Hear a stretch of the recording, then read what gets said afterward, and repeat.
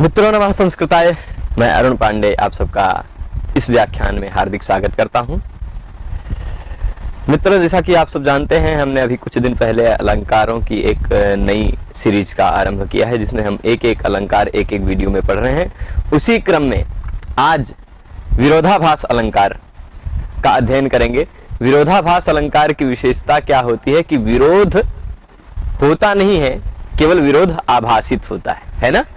आप उसमें श्लोक में कुछ ऐसी शब्दावली का प्रयोग हो जाएगा, श्लोक में कुछ ऐसी शब्दावली का प्रयोग हो जाएगा कि लगेगा विरोध है, पर वस्तुतः विरोध नहीं रहेगा, विरोध का आभास मात्र रहेगा।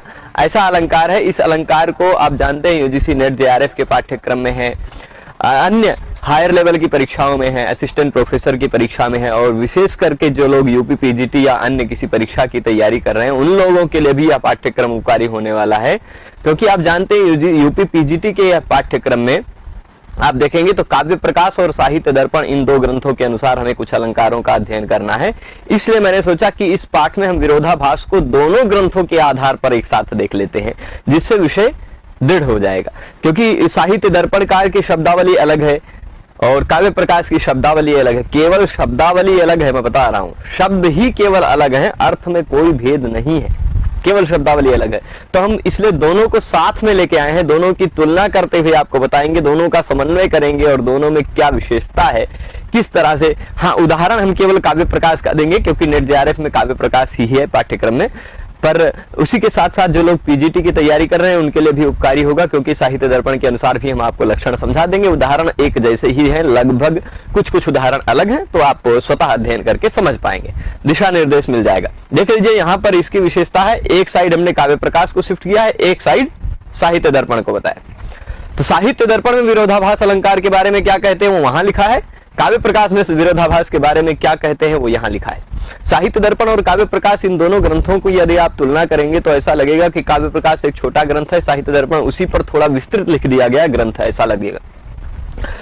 कुछ लोग ऐसा भी कहते हैं कि काव्य प्रकाश के ऊपर की गई पीएचडी ही है साहित्य दर्पण ऐसा कह देते हैं कुछ लोग, पर यद्यपि दोनों में कुछ मत का भेद है, तथापि बहुत सारे विषय एकदम समान है, एकदम समान है। उन्हीं विषयों में से एक विषय यह भी है, एकदम समान है, केवल शब्दों के दृष्टि से आपको भेद दिखाई पड़ेगा। जैसा भेद मैं आपको बता दूं तो यहां देखेंगे, यहां पर क्या है आप देख लेंगे तो लिखा है अविरोधेपि। अविरोधेपि मतलब विरोध ना होने पर भी। अविरोधेपि का क्या तात्पर्य है? विरोध ना होने पर भी। विरुद्धत्वेन यद वचः, विरुद्ध रूप में जो वचन बोला जाता है, ठीक, विरोध ना होने पर भी विरुद्ध सा जो वचन प्रतीत होता है वह विरोध अलंकार कहलाता है। यहां विरोध अलंकार भी कहा है, पर वृत्ति में मम्मट ने इसको विरोधाभास भी कह दिया और जगह पर विरोधाभास ही कहा गया है, ठीक है। तो विरोध और विरोधाभास दोनों एक ही अलंकार है, ऐसा मत समझिएगा कि अलग अलंकार है। विरोध कभी अलंकार नहीं होता है। अगर लगेगा कि ये तो विरोध, आपको ऊपर से देखने में लगेगा कि विरोध है, जैसे पानी से आग लग गई है ना, ऐसा लगेगा कि विरोध है। कहां पानी आग लगाएगी? तो पानी से आग लग जाना या विरोध लगेगा, पर जब आप उसका वियोग रूपी महत्व तो जानेंगे कि वियोग के कारण, पानी की छींटों के कारण भी हृदय में आग लग गई, ऐसा कहेंगे जब, तब लगेगा कि ये तो विरोध नहीं, विरोध का आभास मात्र है। इसी को विरोधाभास कहते हैं। यह विरोधाभास दोनों ग्रंथों में 10-10 प्रकार का बताया गया। जैसे देख लीजिए, अविरोधेपि विरुद्धत्वेन यद वचः सह विरोधः। अविरोध होने पर भी जो विरुद्ध रूप में वचन सुनाई पड़ता है, वचन प्रतीत होता है, वह विरोध अलंकार कहलाता है, ठीक है। यही बात इन्होंने भी क्या कहा है, विरुद्धमिव भासेत, विरुद्ध की तरह प्रतिभासित होता है। विरुद्ध होता नहीं है, पर विरुद्ध की तरह भासित होता है, अनुभूत होता है, विरुद्ध की तरह अनुभूत होता है। असौ विरोधा, वह विरोध होता है, वह विरोध अलंकार होता है, विरोधाभास अलंकार होता है। यह कितने प्रकार का? दशाकृति, 10 प्रकार का। इन्होंने साफ साफ लिख दिया। मम्मट जी ने भी देख लीजिए, इसके लिए 6 लाइन लिखी है, इन्होंने भी 6 लाइन लिखी है। कुछ अलंकारों में जब हम तुलना करेंगे तो देखेंगे जो मम्मट ने 1 लाइन में कहा है वही बात साहित्य दर्पणकार ने 2 लाइनों में कहा है। तो आप कई जगहों पर आपको ये भेद भी मिलेगा, परंतु यहां देख लीजिए दोनों ग्रंथों के अनुसार विरोधाभास में समानता आपको दिखाई पड़ रही है। देख लीजिए लक्षण की तुलना यदि करेंगे, लक्षण की तुलना करेंगे तो क्या कह रहे हैं, ये विरोध अविरोधे विरुद्धत्वेन यद्वचा, इन्होंने कहा विरोध ना होने पर भी विरोध के रूप में, विरोध की तरह प्रतीत होने वाला वचन विरोधाभास कहलाता है। यहां भी कह रहे हैं विरुद्ध की तरह प्रतिभाषित होता है, विरुद्धमिव भासेत, विरुद्ध की तरह प्रतिभाषित होता है वह विरोध है और वह दशाकृति है, 10 प्रकार का होता है। विरोधो सब दशाकृति, विरोध यह 10 प्रकार का होता है।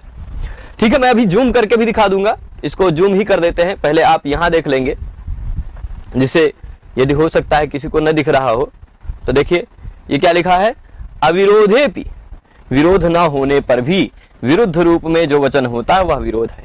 ठीक, और साहित्य दर्पणकार क्या कहते हैं उनको भी बता देते हैं। साहित्य दर्पणकार के अनुसार आप देखेंगे तो ये क्या कह रहे हैं, विरुद्धमिव भासेत, एक मिनट,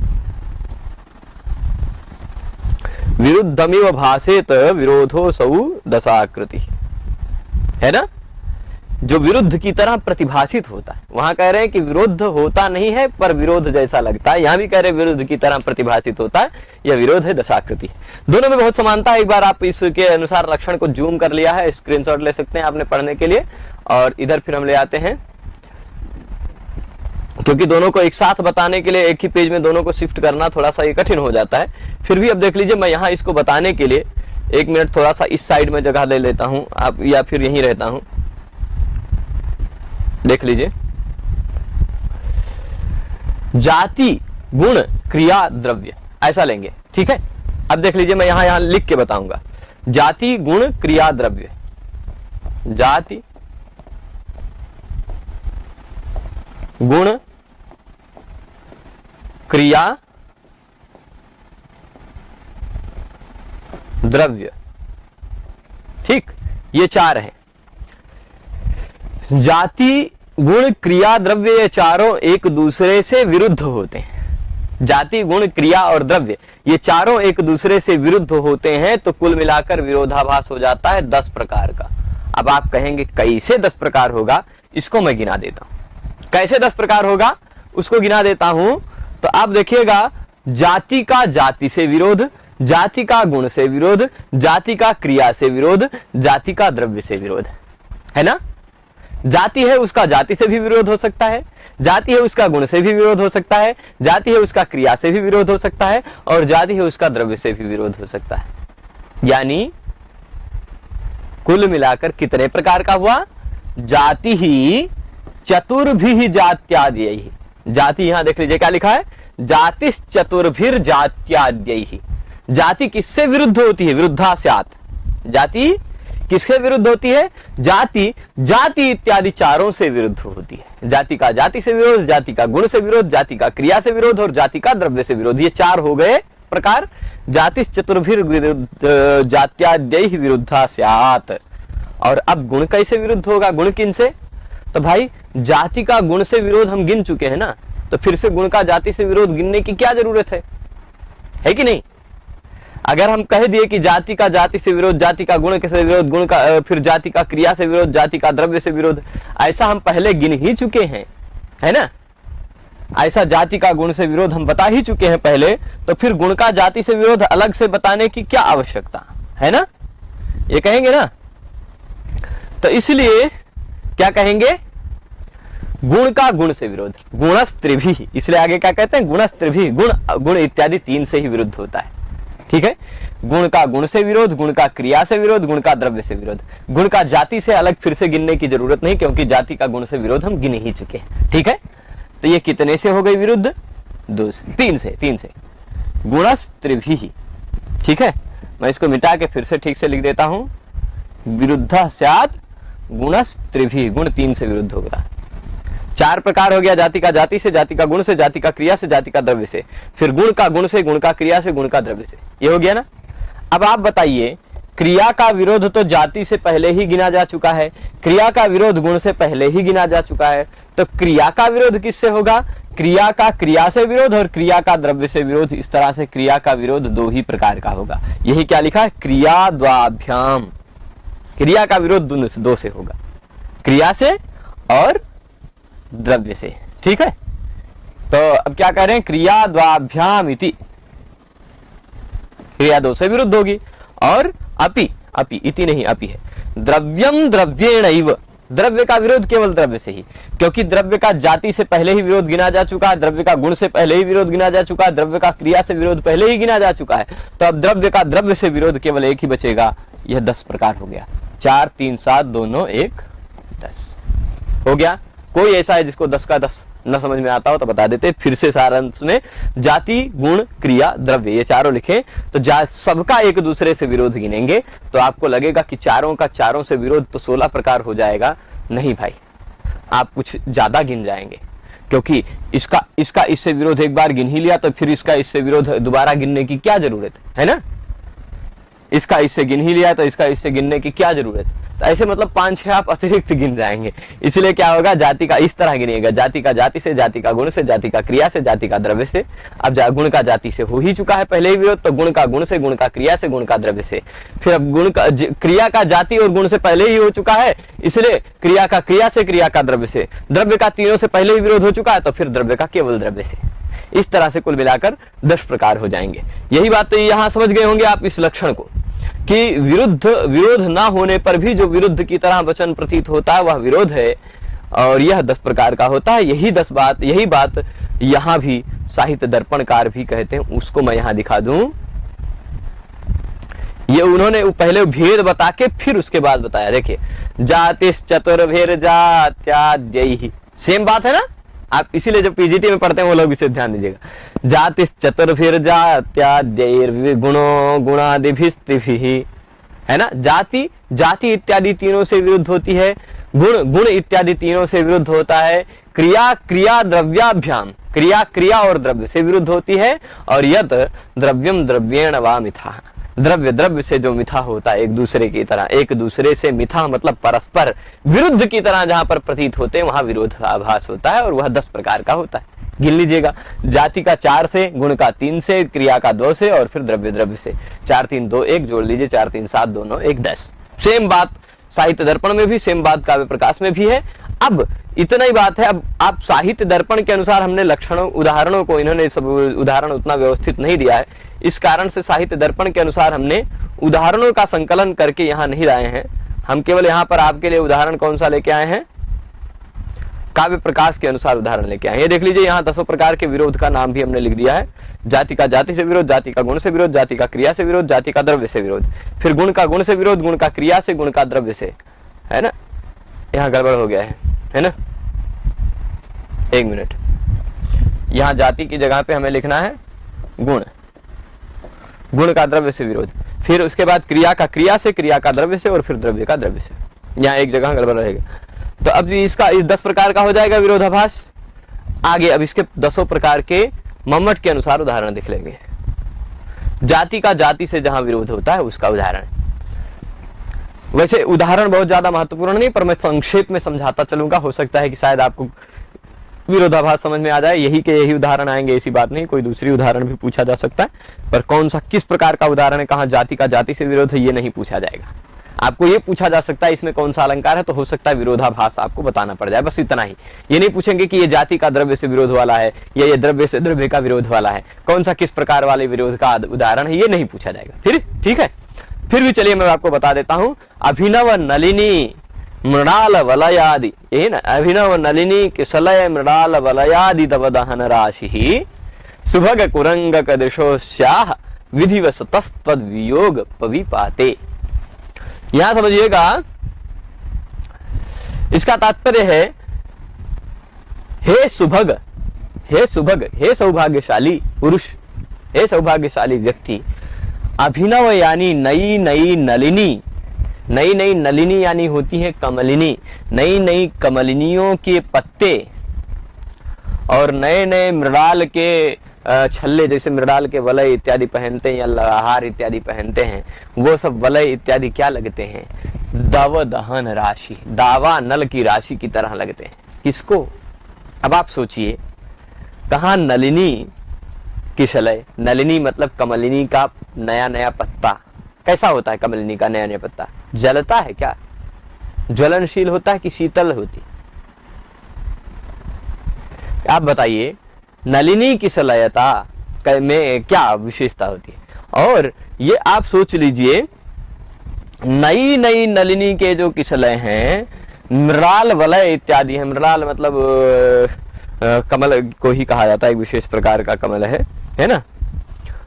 और ये सब क्या होते हैं, दावानल पुंज जैसे लगते हैं। दावानल मतलब जंगल में लगी हुई आग की तरह भीषण लग रहे हैं, बहुत जला रहे हैं, संतप्त कर रहे हैं। कैसे लगेगा आपको? विरोध है कि नहीं? यही होता है विरोधाभास, कि भाई कमल के पत्ते, ताजा ताजा पत्ते जला रहे हैं, मृणाल वलय इत्यादि धारण किया वो भी जला रहे हैं, वो दाव दहन राशि हो गई। क्यों? हे सुभग, हे सौभाग्यशाली, कुरंग दृशोस्याह। कुरंग मतलब होता है हिरण की तरह आंखों वाली अस्याह, इस नायिका के, विधिवशतः, विधि मतलब विधाता के वश से, ब्रह्मा जी की कृपा से या दुर्भाग्यवश से, ऐसा कह दीजिए, दुर्भाग्यवश तुम्हारे वियोग रूपी वज्रपात। पवि का तात्पर्य होता है वज्र, वियोग पवि पाते, पवि में क्या है? वज्र। कुलिशम भिदुरम पवि, ऐसा करके कहा गया अमरकोश में। कुलिश, भिदुर, पवि, और फिर दंभोली, असनी, और भी बहुत सारे नाम हैं, शतकोटि, शरु, शंभ, हाँ ऐसे हैं, इतने सारे नाम हैं। तो पवि का तात्पर्य होता है वज्र। दुर्भाग्यवश तुम्हारे वियोग रूपी वज्रपात हो जाने के कारण, तुम्हारे वियोग का वज्रपात हो जाने के कारण नए नए नलिनी के फूल जो हैं, नए पत्ते, नए नए नलिनी के कमल के पत्ते हैं, कमलिनी के पत्ते हैं, मृणाल के वलय इत्यादि, वो सब दावानल लगते हैं। वियोग में सब कुछ हो सकता है ना, आग लग सकती है ना। चांद भी आग लगा रहा था बेचारा, पुंडरीक परेशान होकर शाप दे दिया, देखा होगा आपने, कहानी सुनी होगी। तो अब तुम्हारे वियोग रूपी वज्रपात हो जाने के कारण ऐसा हो रहा है। अब आप सोचिए यहाँ पर विरोध क्या है। यहाँ मैंने इसका सारांश लिखा है, देख लीजिए। इसमें नलिनी पल्लव में जाति है नलिनी पल्लवता। जाति में बता दूं क्या है? मनुष्य में मनुष्यता जो है वो जाति है, ब्राह्मण में ब्राह्मणता जो है वो जाति है, पशुओं में पशुता है वह जाति है, ठीक है। तो नलिनी पल्लव में नलिनी पल्लवता क्या है? जाति है। नलिनी पल्लवता जहां होगी वहां दावानल पुंजता होगी क्या? जहां नलिनी के ताजा ताजा पल्लव है, जहां नलिनी के ढेर सारे पल्लव हैं, पत्ते हैं, क्या वहां दावानल पुंजता होगी? दावानल की राशि हो जाएगी? नहीं। तब अपितु क्या है? नलिनी पल्लवता में यह जो ता जाति लगी हुई, नलिनी पल्लव के समूहों से दावानल पुंज के समूहों में परस्पर एक दूसरे का विरोध है। परंतु विरह के महत्व के कारण, क्योंकि विरह इतना उद्दीपक है कि नलिनी के पल्लव भी दावानल के समान प्रतीत होते हैं, ऐसा विरह के उद्दीपकता के कारण इस विरोध का निवारण हो जाएगा कि वस्तुतः विरोध नहीं हो सकता है, हो सकता है, इसलिए विरोध नहीं है, विरोधाभास है। पर जाति का जाति से विरोध का विरोधाभास है।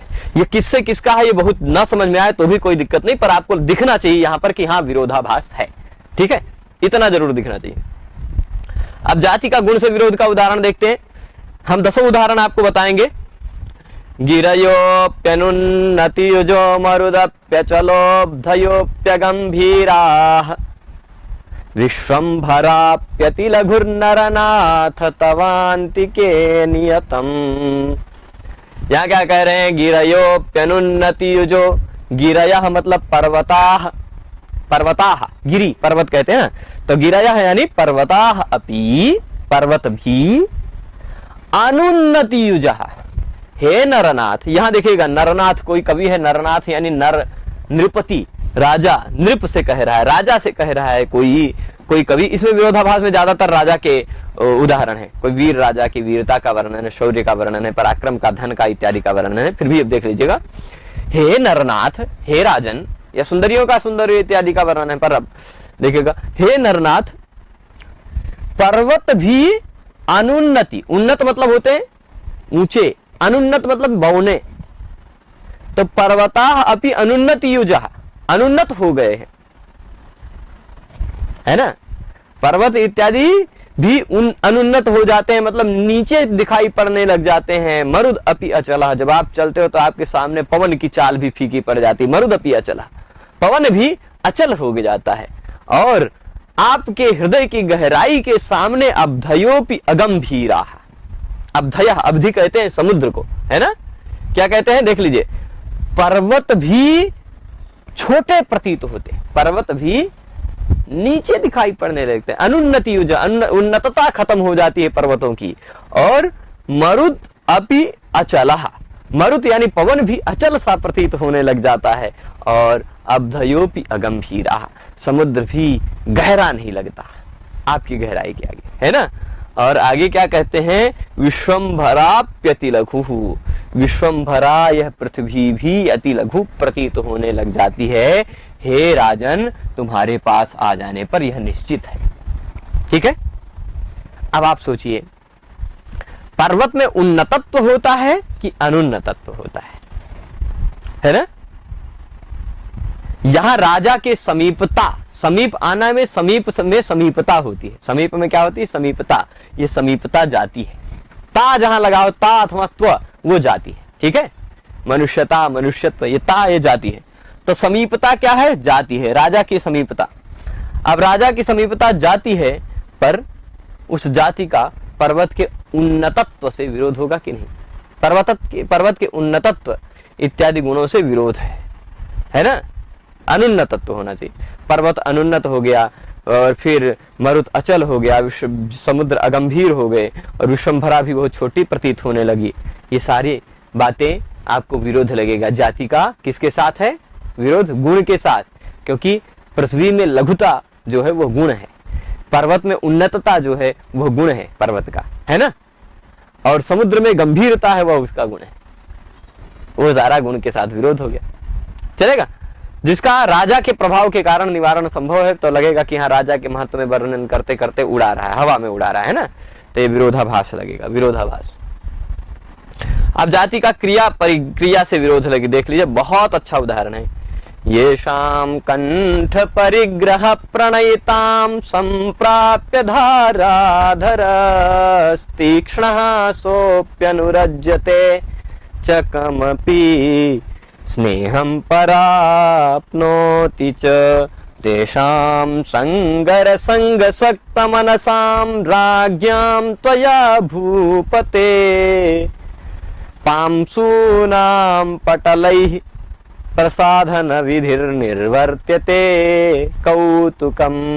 यहाँ क्या कह रहे हैं, येषां कंठ परिग्रह प्रणयिताम, ये भी किसी राजा की प्रशंसा में कोई कवि कह रहा है कि हे राजन, जिनके कंठ को पकड़ लेने के कारण या कंठ का स्पर्श कर जाने के कारण या कंठ से प्रेम पा जाने के कारण, भाई आप कंठ में गले मिलते हुए इसे देखते होंगे ना, कंठ परिग्रह होता है उस समय भी, कंठ परिग्रह। तो जिनके कंठ का परिग्रह पा जाने के कारण प्रणयी हो जाता है ना, प्रणयी बन जाता है, प्रेमी बन जाता है। कौन, प्रणयिताम संप्राप्य, प्रेमिता को प्राप्त कर जाता है, प्रेमित्व आ जाता है जिसमें। हे धाराधरा, धाराधरा मतलब हे राजन, हे राजन, वह जो तीक्ष्ण आपका तलवार है, तीक्ष्ण धारदार तलवार है, वह सह अपि अनुरज्यते, वह आपका तीक्ष्ण धारदार तलवार भी अनुरक्त हो जाता है ना, और किसी स्नेह को प्राप्त कर जाता है। स्नेहम पराप्नोति च। सिंपल शब्दों में मैं अर्थ बताते चल रहा हूं कि जिनके कंठ का परिग्रहण कर लेने के कारण, जिनके कंठों के पास पहुंच जाने के कारण प्रेमी बन जाता है आपका, प्रेमिता को प्राप्त हो जाता है आपका तलवार, और वह तीखे धार वाला तलवार भी सह अपि अनुरज्यते, वह भी अनुरक्त हो जाता है, वह अनुरक्त हो जाता है। और च मतलब और, कमपि किसी विशेष प्रकार के स्नेह को प्राप्त कर लेता है।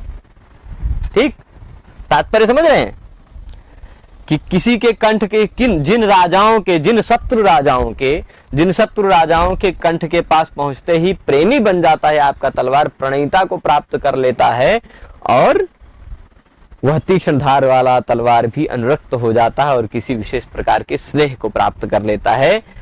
ऐसे तेषाम, ये शाम के साथ तेषाम का अन्वय कीजिएगा, ऐसे उन संगर संगम, संगर मतलब होता है संग्राम, ठीक।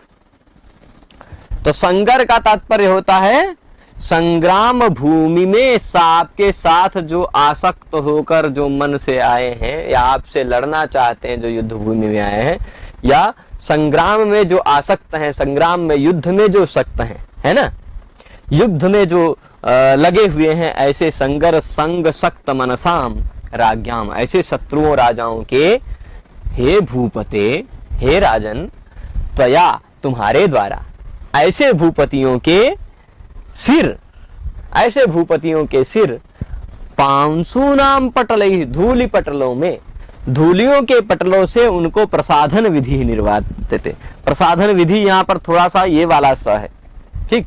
प्रसाधन विधि का तात्पर्य क्या होगा?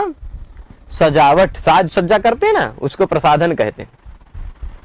महिला प्रसाधन जिसको ब्यूटी पार्लर कहते हैं, तो वो ये प्रसाधन है। तो उनके सिरों को आप क्या करते हैं? पांसु नाम पटल, धूलि पटल से आप सजाते हैं। उनके सिरों को, उनके सिरों के सजाने की विधि पांसु नाम पटल ही निर्वर्त्यते। कौतुकम, आश्चर्य है कि आप कितने खतरनाक हो। आपका तलवार तो उनके गले के पास पहुंचता है, अनुरक्त हो जाता है, स्नेह प्राप्त कर लेता है, और आप क्या कर लेते हो? आप उनको धूल में लिटा देते हो, उनके सिरों को धूल से सजाते हो। पांसु नाम पटल, ऐसा सारांश है इस श्लोक का। यहां पर आप देखिए किससे विरोध लगता है। क्या तीक्ष्ण धारदार तलवार में रहने वाली, है ना, तलवार में रहने वाली खड्गता है। तलवार में क्या रहती है भाई? खड्ग में खड्गता होती है, वो खड्गता जाती है। क्या खड्गता में खड्गता जाति कभी अनुरक्त होती है? क्या वो तलवार कभी प्रेम करेगा, या कभी तलवार स्नेह को प्राप्त करेगा? नहीं। तो खड्गता रूपी जाति का जहां जहां भी खड्गता होती है ना, कहते हैं जहां जहां भी मानवता होती है वहां दानवता जैसा व्यवहार नहीं होता, कहते हैं ना। तो जहां जहां भी खड्गता होगी वहां वहां अनुरक्त होना और स्नेह प्राप्त कर लेना नहीं होगा। इसलिए आपको लगेगा, यहां देख लीजिए, अनुरज्यते एक क्रिया है और स्नेह प्राप्त कर लेता ये भी एक क्रिया है ना। तो जाति का, खड्गता रूपी जाति का इन दोनों क्रियाओं से विरोध है। पर विरोध का, इस शब्द का दूसरा अर्थ निकाल करके विरोध का निवारण हो जाता है, इसलिए विरोधाभास लगेगा। विरोध नहीं रह जाएगा, विरोध का आभास मात्र रह जाएगा। क्यों भाई? अनुरज्यते मतलब अनुरक्त हो जाता है, यानी रक्त लग जाता है। तलवार जब लगेगा उनके गले से तो तलवार में रक्त लग जाएगा, और रक्त लग जाएगा तो वह अनुरक्त हो जाएगा, ठीक है। तो अनुरज्यते मतलब उसमें रंग लग जाता है, खूनों के रंग लग जाता है। और अच्छा चलिए, अनुरज्यते में विरोध खत्म है ना। अनुरक्त हो जाता मतलब प्रेम में पड़ जाता, ऐसा नहीं है। आपको विरोध लगा, विरोध का आभास है केवल, क्रिया के साथ विरोध का आभास है केवल, है ना। तो यह अनुरक्त हो जाता है मतलब अनुराग में पड़ गया, प्रेम में पड़ गया, ऐसा नहीं। स्नेह प्राप्त कर लेता मतलब स्नेह में पड़ गया, ऐसा नहीं। स्नेह को देख लीजिए, चूर्णादि पिंडी भाव हेतु गुण स्नेह, तर्क भाषा में भी पढ़ेंगे, तर्क संग्रह में भी पढ़ेंगे। स्नेह मतलब होता है चिकनापन या गीलापन। तो तलवार स्नेह प्राप्त कर लेता मतलब चिकनापन या गीलापन को प्राप्त कर लेता। जब खून लग जाएगा तलवार में तो चिकनापन, गीलापन प्राप्त हो जाएगा। तो ये भी विरोध खत्म हो गया, है ना। जो आपको लग रहा था कि तलवार की में जो खड्ग में खड्गता है, वो खड्गता कैसे अनुरक्त होगी, वह खड्गता कैसे स्नेह करेगी, वह जो विरोध लग रहा था वह दूसरा अर्थ लेने से वो विरोध खत्म हो गया। इसलिए विरोध खत्म हुआ, यानी विरोध का आभास मात्र रहा, इसलिए इसको विरोधाभास कहेंगे, ठीक है। चलेगा। यहाँ क्रिया, जाति का क्रिया से विरोध है। तीसरे प्रकार का विरोधाभास देख लिया, 10 प्रकार हैं कुल मिलाकर, हम चौथा देख रहे हैं। सृजति च, चौथा हम जो देख रहे हैं वो जाति का द्रव्य से।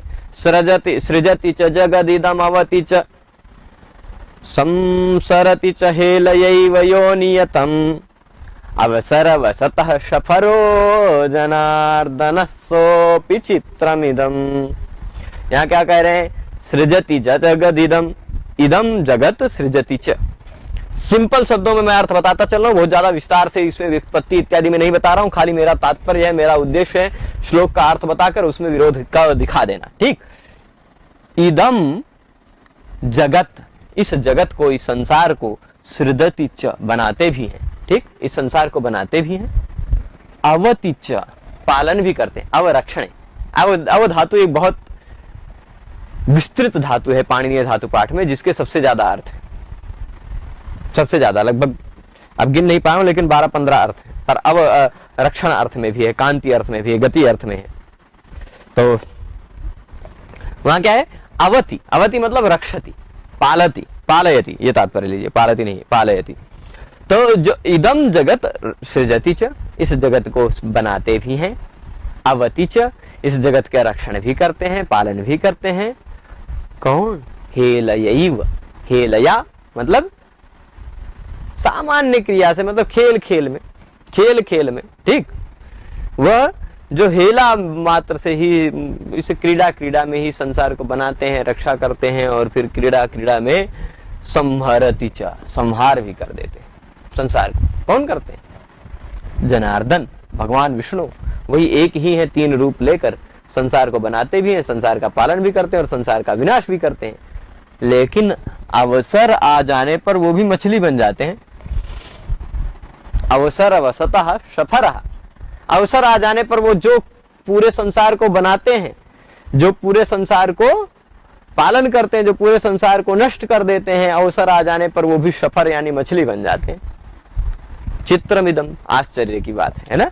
सह अपि, सह जनार्दनः अपि एतत् अवसर अवसतः सफरः भवति, अवसर पड़ जाने पर मछली बन जाते हैं। चित्रमिदम, यह आश्चर्य की बात है ना। अब आप यहां पर देखिएगा विरोध क्या है। अब यहाँ विरोध क्या है? यहाँ सफरत्व जाति, सफरत्व मतलब मत्स्यत्व, ठीक है। सफरत्व का तात्पर्य क्या होगा? मत्स्यत्व जाति का जनार्दन रूपी द्रव्य से विरोध है। जो जहां पर मत्स्यत्व रहेगा वहां जनार्दन थोड़े ना रहेगा, है ना। जनार्दन में मत्स्यत्व कहाँ रहेगा? तो द्रव्य से, व्यक्ति से, द्रव्य मतलब किसी शब्द का अर्थ, लेखनी भी द्रव्य है, हम भी द्रव्य हैं, तो उस जनार्दन रूपी द्रव्य से विरोध है। परंतु उनकी जनार्दन की लीला है, भगवान कुछ भी कर सकते हैं, समर्थ हैं, इसलिए लगेगा विरोध नहीं, विरोध का आभास मात्र है। विरोध का आभास भी खाली होगा। अब देखिए इसके बाद गुण का, गुण से विरोध का उदाहरण देख लेते हैं। ये कोई राजा की प्रशंसा में कोई कवि कह रहा है, सततम मुसला सक्ता बहुतर गृह कर्म घटनया नृपते। आगे क्या कहेंगे?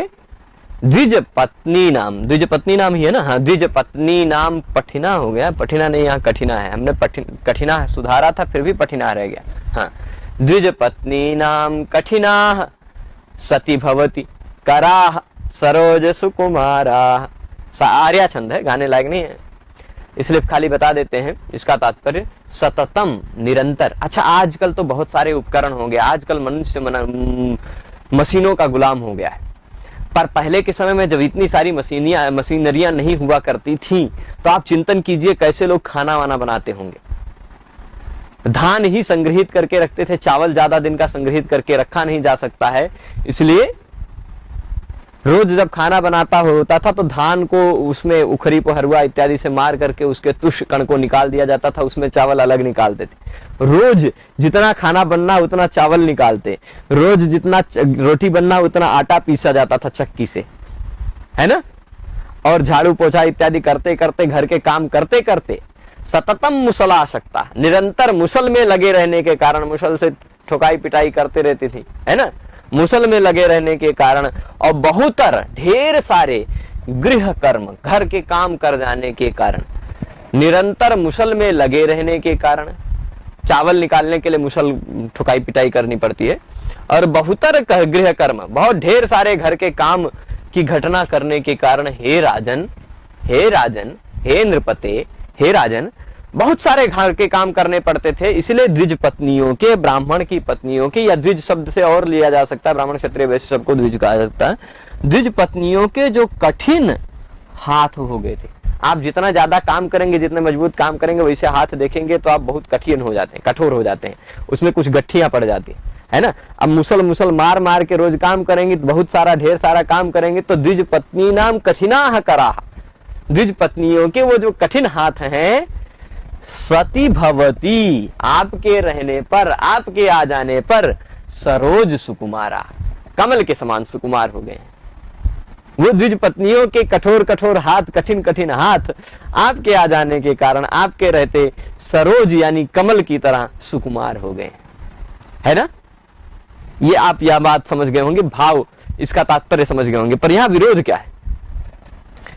कठिन जो हाथ है वो कोमल सरोज की तरह कैसे हो गए? कठिनता और कोमलता का विरोध है यहाँ। कठिनता भी एक गुण है हाथ का ही, कोमलता भी एक गुण है, इन दोनों गुणों का विरोध है।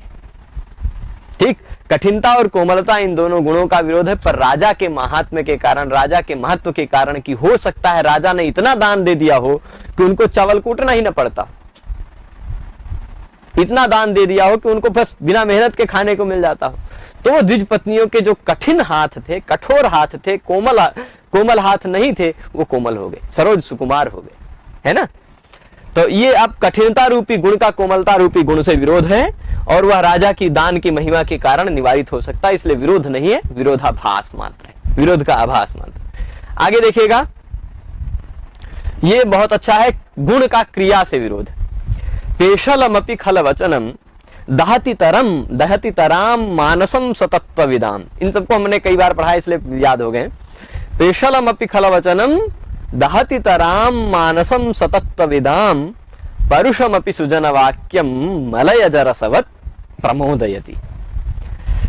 यह देखिएगा, खल वचनम, खल का वचन, खल मतलब दुष्ट, दुष्ट का वचन, खल वचनम मतलब दुष्ट का वचन है। यदि पेशल हो, पेशल का तात्पर्य होता है थोड़ा कोमल, अच्छा, मधुर वचन। ठीक, मधुर।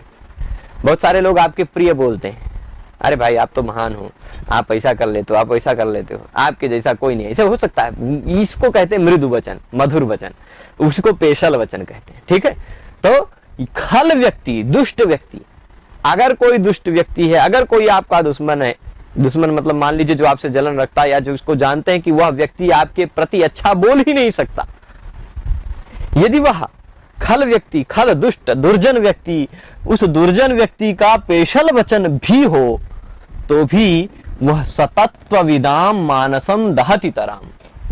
सतत्व विदाम मानसम दहति तराम का तात्पर्य मतलब अच्छे लोगों के मन को जला देता है।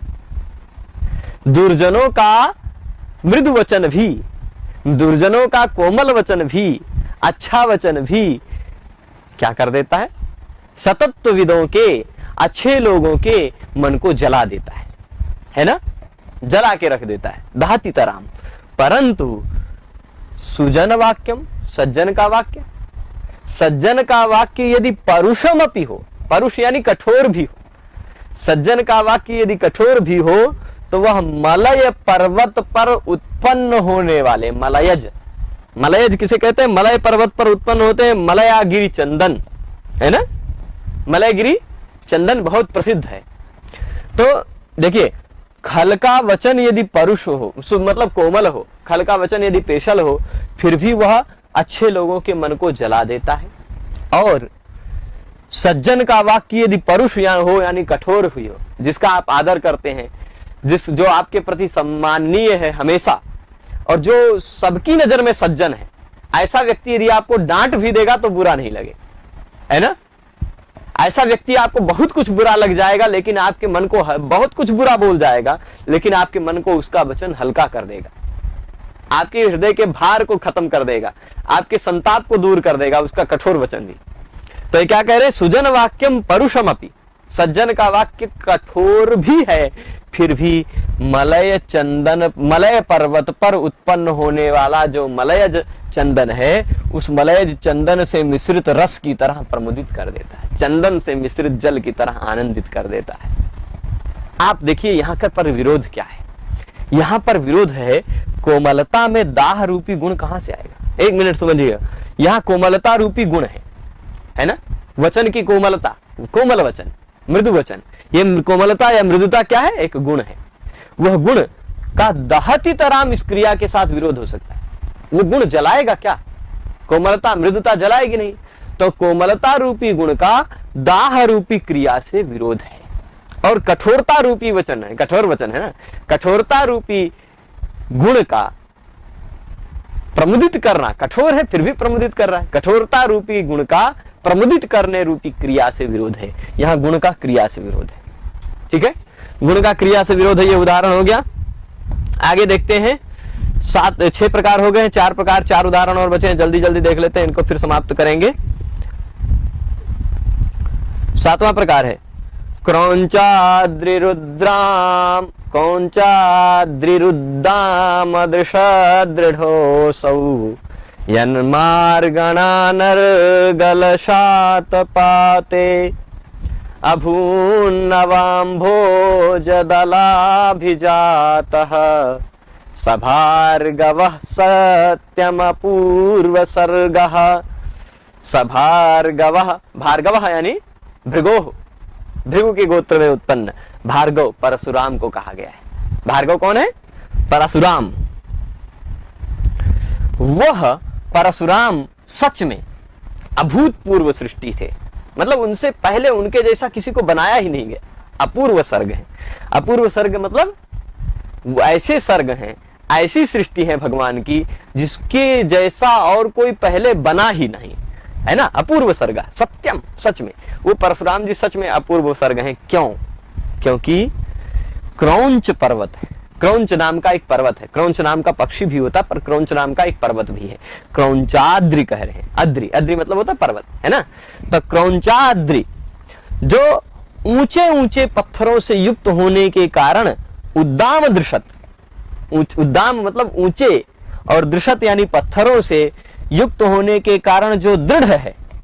उद्दाम दृशत दृढ़, ऊंचे ऊंचे पत्थरों से युक्त होने के कारण जो दृढ़ पर्वत है क्रौंच पर्वत, वह क्रौंच पर्वत जिनके मार्गण, मार्गणान,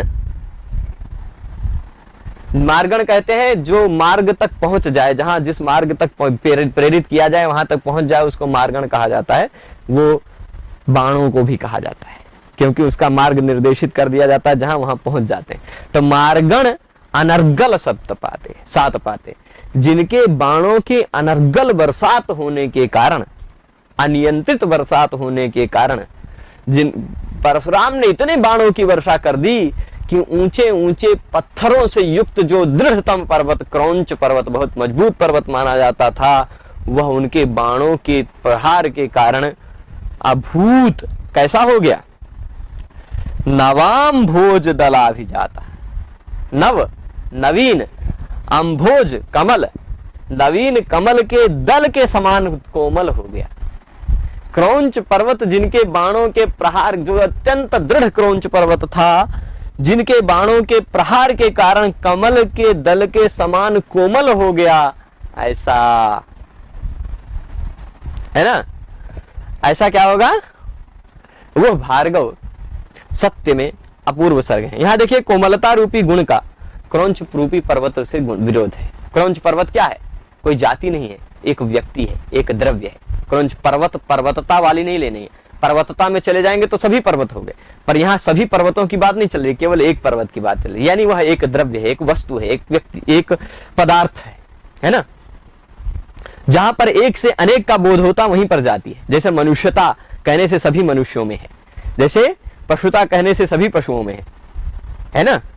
स्त्रीत्व कहने से सभी स्त्रियों में है, तो वो जाति वहां होती है, जाति है। परंतु यहाँ क्रौंचाद्रिता नहीं कह पाएंगे क्योंकि वह एक व्यक्ति वृत्ति मात्रम तो न जाति ही, एक वृत्ति में जो वृत्ति रहता वह जाति नहीं कहलाता। तो क्रौंच पर्वत की केवल बात है, वह एक व्यक्ति है, वह एक द्रव्य है। तो क्रौंच पर्वत का कोमलता रूपी गुण से विरोध है ना। कोमलता से, इस गुण से इस द्रव्य का विरोध है। कोमलता जहां हो, क्रौंच पर्वत का है, वहां कोमलता कहां से आई? परंतु परशुराम के बाण प्रहार की महिमा के द्वारा उस कोमलता रूपी जो विरोध है, उस विरोध का वारण हो जाएगा कि परशुराम के बाणों में ऐसा सामर्थ्य है, वो कुछ भी कर सकते हैं, है ना। तो इस कारण से लगेगा कि ये विरोध नहीं है, अपितु विरोध का आभास मात्र है। ठीक है, यह एक अलंकार हुआ। इसके बाद एक एग्जाम्पल हुआ, इसके बाद 3 उदाहरण और बचे हैं, इसको भी देख लेते हैं। परिच्छेदातीतः सकल वचनानाम विषयः पुनर्जन्मन्यस्मिन् अनुभव पथं यो न गतवान् विवेक प्रध्वंसादुपचित महामोह गहनो विकारः कोऽप्यन्तर्जडयति च तापं च कुरुते। यहाँ पर क्या कह रहे हैं कि ये क्या है? पर यह उदाहरण उनका है, मालती माधव का, भवभूति के मालती माधव का है। मालती के वियोग में माधव के विरह का वर्णन किया गया है। माधव क्या कह रहा है कि जिसका, आप खाली ऐसे समझ लीजिए, वियोग में, मालती के वियोग में उस माधव की दुर्दशा क्या हो गई है, जिसके बारे में कहा नहीं जा सकता, सकल वचनानाम अविषय, जो सभी प्रकार की वाणी का अविषय हो गया, जिसके बारे में अपनी वाणी से बोल ही नहीं सकते हैं, ऐसा कोई हृदय में विकार है ना, हृदय में ऐसा कोई विकार आ गया है, हृदय में ऐसा कोई वियोग आ गया जो परिच्छेद से अतीत है, जिसका छेदन नहीं कर सकते, जिसको दूर नहीं कर पा रहे हैं, है ना, और जो सभी वचनों का अविषय सा हो गया है।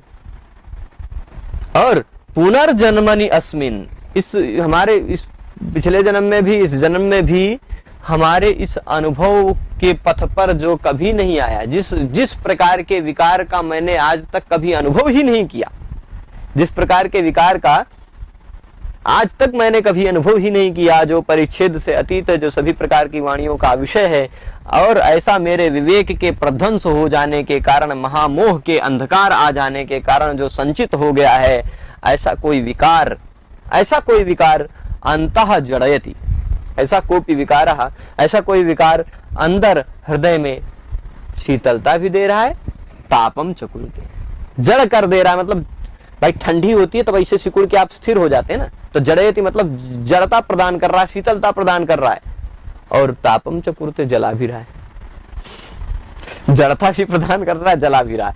यहां आप देखेंगे तो दो क्रियाओं का विरोध है, ठंडा भी करे गर्म भी करे, ऐसा होता है क्या, जड़ता भी प्रदान करे और ताप भी प्रदान करे, इन दो क्रियाओं का परस्पर विरोध है। इसलिए खाली इतना है, जड़यति च तापम च कुरुते, इन दोनों क्रियाओं में विरोध होने के कारण यहाँ विरोध है।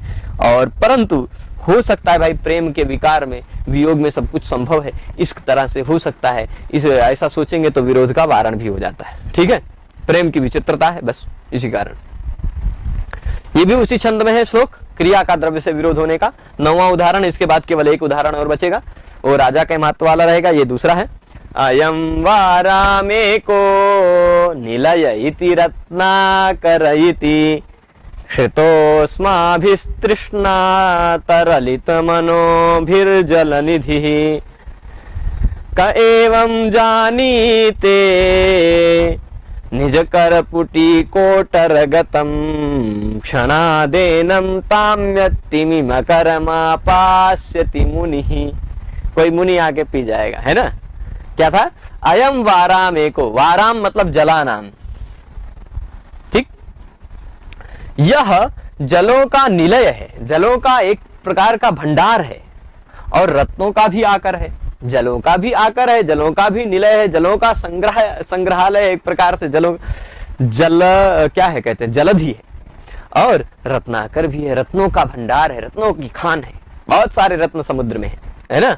और अस्मा भी, इसलिए अस्मा भी हम सब के, जो हम सब कैसे हैं, तृष्णा तरलित मनो भी, तृष्णा से युक्त मन वाले हैं हम सब, तृष्णा से, प्यास से युक्त मन वाले लोगों ने जलनिधि श्रिता है, हम सबके द्वारा क्या हो गया, जलनिधि आश्रित कर लिया गया। कुछ प्राणी लोग हैं विशेष प्रकार के, कुछ विशेष प्रकार के प्राणी लोग हैं, वो सोच रहे हैं कि ये पानी का समूह है, या मछलियां सोच लीजिए, मछलियां सोच रही हैं कि ये पानी का समूह है, ढेर सारा, बहुत सारे पानी है इसमें, और रत्नों का भी भंडार है, रत्नाकर है। इसलिए हम सब क्या किए कि इस जलनिधि का आश्रय ले लिए, जलनिधि अस्माभिश्रिता, ये जलनिधि हम सबके द्वारा आश्रित कर लिया गया। लेकिन भला कौन ऐसा जानता था, का एवं जानीते, कौन ऐसा जानता था कि अपने करपुट के कोटर में, अपने इसमें करपुट के कोटर में क्षण भर में आकर ताम्यतिमि मकरम, मछली मकर इत्यादि सबके साथ आपास्यति मुनि, कोई आके मुनि और पी जाएगा, है ना, कोई मुनि आएगा और पी जाएगा, कौन भला ऐसा जानता था, है ना। तो इस उदाहरण में आप देखेंगे पान क्रिया, समुद्र पान क्रिया है ना, समुद्र पान क्रिया का अगस्त्य रूपी द्रव्य से विरोध है। अगस्त्य भला समुद्र पान कैसे कर जाएंगे, आप सोचिए, ऐसा द्रव्य से विरोध है, पर वह विरोध अगस्त्य के महिमा के कारण निवारित हो जाता है। तो क्रिया का द्रव्य से विरोध नहीं रह जाता, विरोध का आभास मात्र रह जाता है। अंतिम उदाहरण देखेंगे, 10वां प्रकार, समद मतंगज मद जल निश्चंद परिश्वनी पयस्विनी परिश्वंगात, पयस्विनी है तरंगिणी है, अच्छा तरंगिणी भी पाठ मिलता है, ठीक है। समद मतंगज मद जल निश्चंद तरंगिणी परिश्वंगात क्षिति तिलक त्वयि तटजुषी शंकर चूड़ा पगापि कालिंदी। क्या कह रहे हैं कि हे क्षिति तिलक, हे क्षिति तिलक, पृथ्वी के तिलक, क्षिति तिलक क्या हुए? पृथ्वी के तिलक, हे पृथ्वी के राजा, कोई राजा का वो बता रहा है कोई कवि, कि हे क्षिति तिलक त्वयि तटजुषी, तुम तट पर आ जाते हो तो। किसके तट पर? अरे जिसके तट पर हम हैं।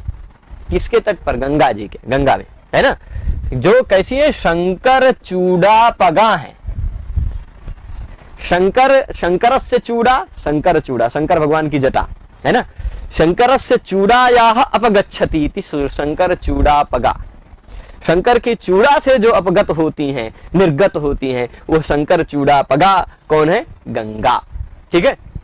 तो यहाँ क्या कह रहे हैं? हे क्षिति तिलक, हे पृथ्वी के तिलक, जब तुम तट पर आ जाते हो, जब तुम तटजुषी, तटजुषी में जुष धातु है सेवन अर्थ में, जब तुम तट पर आकर सेवन करते हो या रह जाते हो, तट पर आ जाते हो किसी गंगा जी के, तो जो शंकर चूड़ा पगा है ना, गंगा जी है ना, वो यमुना बन जाती है। अब आप सोचो कैसा विरोध है, द्रव्य का द्रव्य से विरोध है ना। गंगा भी एक द्रव्य है और यमुना भी एक द्रव्य है, इन दोनों द्रव्यों का विरोध लगेगा कि नहीं? कि हे राजन, जब आप गंगा जी के तट पर खड़े हो जाते हो तो गंगा जी भी यमुना बन जाती है। विरोध लग रहा है ना, साफ साफ विरोध लग रहा होगा। त्वयि तटजुषी हे क्षिति तिलक, तुम तट पर आ जाते हो हे क्षिति तिलक, तो शंकर चूड़ा पगापी, शंकर की चूड़ा से अपगत होने वाली जो कालिंदी है, वो जो गंगा है, वह कालिंदी यानी यमुना बन जाती है।